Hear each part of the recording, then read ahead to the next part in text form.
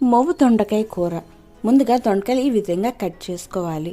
ఒక ప్యాన్ పెట్టుకొని అందులో డీప్ ఫ్రైకి సరిపడగా ఆయిల్ తీసుకొని ఈ దొండకాయలన్నీ అందులో వేసి 80% వరకు ఫ్రై అయ్యాక అసలు మాడకూడదు, ఒక బౌల్లో తీసుకోవాలి.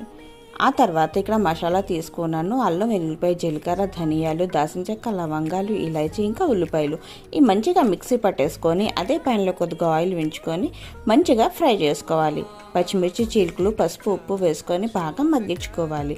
ఇలాగా మగ్గాక ఈ దొండకాయ కూడా వేసుకొని మరో పావు గంట సేపు ఈ మసాలాలు ఈ దొండకాయని మగ్గించుకొని పైనుంచి తగినంత కారం వేసుకొని మరో 10 నిమిషాలు ఫ్రై చేసుకున్నాక మునిగి అంత వాటర్ వేసుకొని ఈ వాటర్లోనే ఒక పావు గంట సేపు ఉడికించుకోవాలి. ఇలా ఉడకడం వల్ల మంచిగా మసాలా పడుతుంది దొండకాయలకి.